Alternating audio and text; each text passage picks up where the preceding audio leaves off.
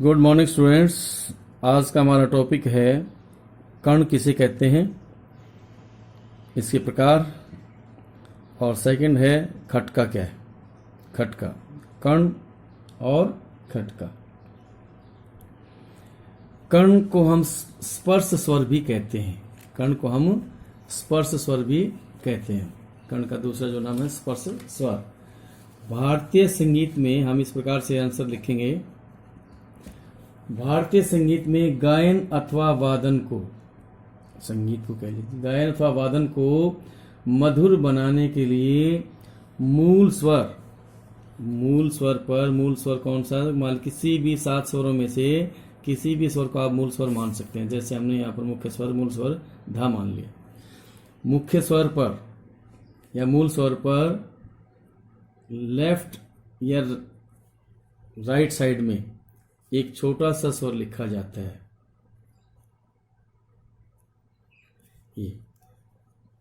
ये right side में, ये लेफ्ट साइड में एक छोटा मूल स्वर या मुख्य स्वर पर, मुख्य स्वर इन 7 स्वरों में से किसी स्वर को भी हम मान सकते हैं। एक छोटा सा स्वर लिखा जाता है। इस छोटे स्वर को ही, ये धा पर नी का कण है और धा पर ये पा का कण है, इस छोटे स्वर को ही हम, सूक्ष्म स्वर को ही हम कण स्वर कहते हैं। कण या स्पर्श स्वर कहा जाता है। जैसे धा, दैवत स्वर, ये दैवधा स्वर है। दैवत स्वर पर नी का जो कण है, नी का जो स्पर्श जो कण है, किसकी मधुरता को बढ़ाता है? दैवत स्वर की मधुरता को बढ़ाता है। ये जो स्वर हैं, गले की तैयारी के बाद ही सरलता से हम इनका प्रयोग कर सकते हैं।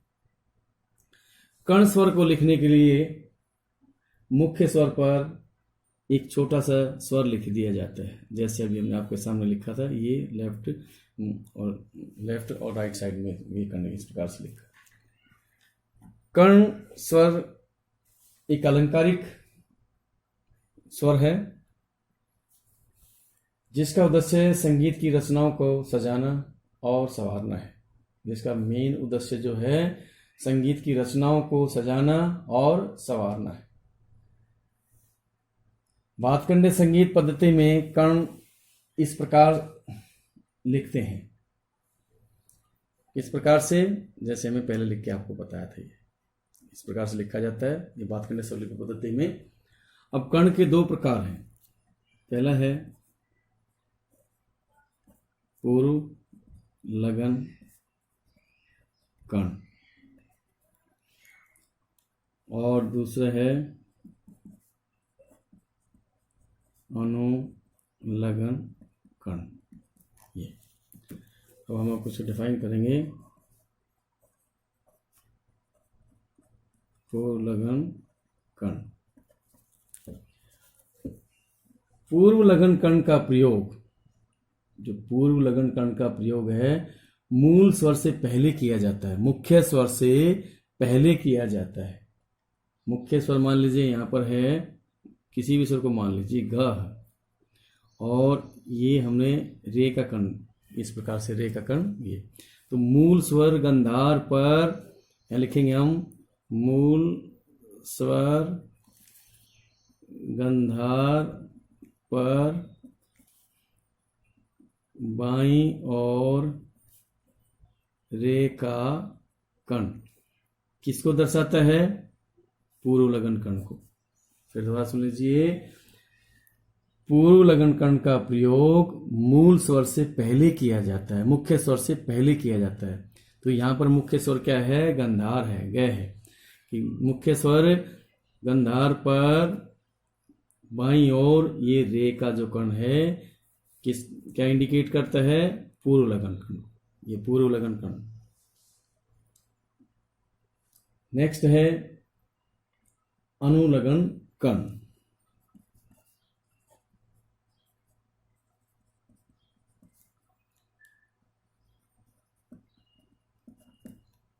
अनुलगन कण मूल स्वर के बाद, मान लीजिए यही है गंधार मूल स्वर, मूल स्वर के बाद, ये बाद में ही लिखा हमने छोटा सा कण, मूल स्वर के बाद जिस स्वर का प्रयोग किया जाता है, जो भी स्वर बोला जाता है, जैसे गंधार पर ये मध्यम का कण है, मूल स्वर गंधार है और एक छोटा सा सूक्ष्म सा कण लिखा हमने मध्यम, ये गंधार पर मध्यम का कण किसको दर्शाता है? अनुलग्न कण को।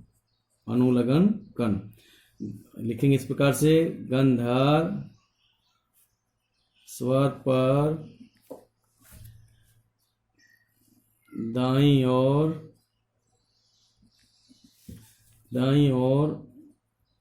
मध्यम का कण किसको दर्शाता है?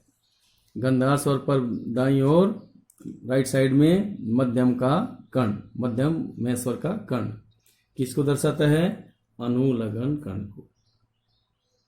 अनुलग्न कण को दर्शाता है। कण स्वर का प्रयोग करने के लिए गाने में कुशलता आनी चाहिए, नहीं तो राग का रूप भी बिगड़ सकता है। कण स्वर का जब प्रयोग करते हैं गाने में कुशलता होगी तभी हम गा पाएंगे, अन्यथा राग का रूप भी बिगड़ सकता है। फिर दोबारा देख लीजिए एक बार कि पूर्वलग्न कण और अनुलग्न कण, जैसा कि नाम से ही है कि पूर्व का मतलब पहले, पूर्वलग्न कण और अनुलग्न कण। तो किसी भी स्वर को, मुख्य स्वर को आप या मूल स्वर किसी को भी मान सकते हैं, उस पर लेफ्ट साइड में जो कण है मुख्य स्वर से पहले, ये मुख्य स्वर है, मुख्य स्वर से पहले स्वर आता है, ये मुख्य स्वर से पहले है, ये है पूर्वलग्न कण। पूर्व का मतलब पहले, मुख्य स्वर से पहले मूल स्वर गंधार पर बाईं ओर रे का कण किसको दर्शाता है? पूर्वलग्न कण को। और अनुलग्न कण मुख्य स्वर गंधार पर मध्यम का कण किसको दर्शाता है? अनुलग्न कण को। मुख्य स्वर गंधार पर दाईं ओर राइट साइड में मध्यम का कण किसको दर्शाता है? अनुलग्न कण को। मुख्य स्वर 7 स्वरों में से किसी भी स्वर को आप मुख्य स्वर मान सकते हैं। ये था कण और कण के प्रकार। नेक्स्ट है खटका। खटका क्या है?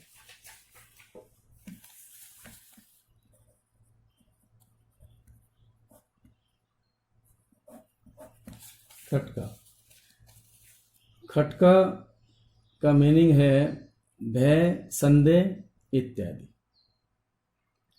यह एक प्रकार का अलंकार विशेष है। यह अलंकार, यह एक प्रकार का अलंकार है खटका। किसी एक स्वर को आगे पीछे के स्वरों के साथ, किसी एक स्वर को उससे नेक्स्ट स्वर और उससे पीछे अगले या पिछले स्वर के साथ शीघ्रता से, जल्दी से उत्पन्न करने को, जल्दी से उत्पन्न करने को, गाने को हम खटका कहते हैं। खटका प्राचीन गमक का ही एक प्रकार है। इसके प्रयोग से किसी भी रचना की सौंदर्य वृद्धि होती है। राग में सौंदर्य वृद्धि होती है। जैसे राग भीमपलासी में है तो राग भीमपलासी में पास्वर इस प्रकार से हमने लिखा, ये खटका है, सौंदर्य की वृद्धि होती है।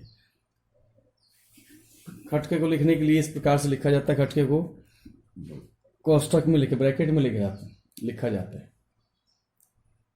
जैसे पा को हम गाएं, पा स्वर ये गाएंगे, गाने के लिए पा धा मा पा, पा स्वर गाने के लिए इस प्रकार से पा धा मा पा, ये स्वर इस प्रकार से हम गाएंगे पा स्वर को गाते समय, पा धा मा पा अथवा पा धा पा मा पा, इस प्रकार से हम गाते हैं। और खटके का जो चिन्ह है स्वरलिपि पद्धति में वो है ब्रैकेट में इस प्रकार से लिखते हैं कोष्ठक में। इसको किसी भी स्वर को इस प्रकार से ब्रैकेट में लिखा जाता है, वो होता है खटका। झटके के साथ गाया जाता है। किसी एक स्वर को आगे पीछे के स्वरों के साथ शीघ्रता से उत्पन्न करने को हम खटका कहते हैं। Thank you.